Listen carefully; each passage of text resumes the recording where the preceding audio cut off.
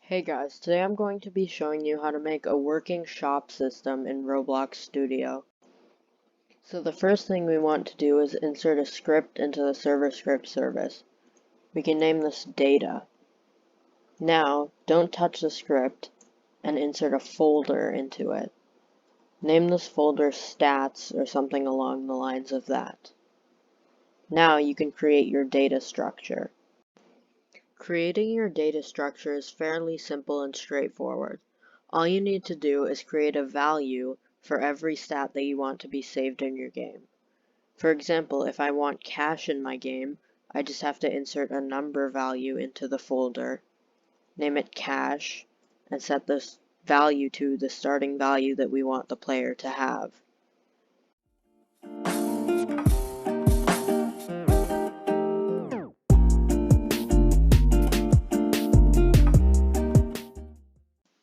Okay, so I've now completed my data structure. I added a weapons folder which has gun, sword, and staff, which are all Boolean values, and if you didn't know, a Boolean value is a true-false value. Now we can start scripting. So we want to say game.players.playerAdded, connect function, and then we'll get player as a parameter. So then we can say local clone equals script dot stats, or whatever you named your folder, clone, and clone dot parent equals player. Now we can start making our actual shop. There are many ways you can create a purchase system, but for this video I'm going to be using UI. For your shop model you want a hitbox. I have this hitbox right here. Then add a click detector, a script, and shop UI. Now copy down this script. Now we can move our shop UI into starter GUI and start designing our shop UI.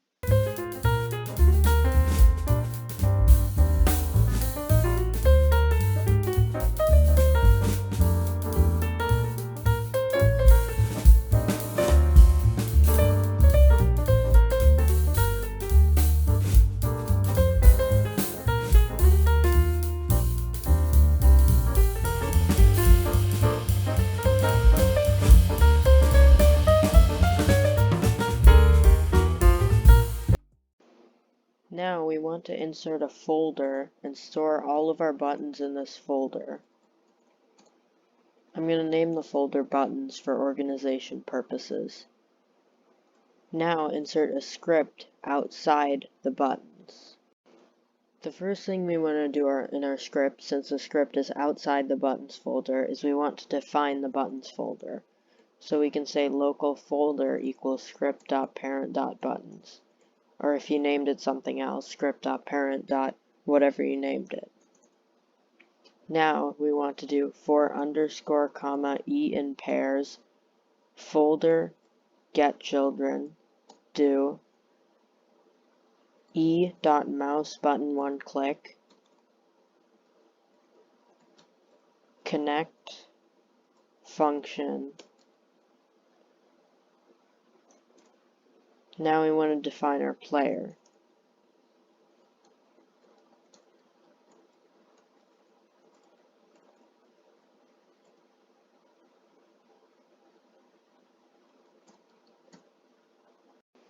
Now we can temporarily exit out of our script and open up our buttons. In our buttons we want to insert a number value and name it price. You can copy and paste this into each button. Now set it to the price of each button.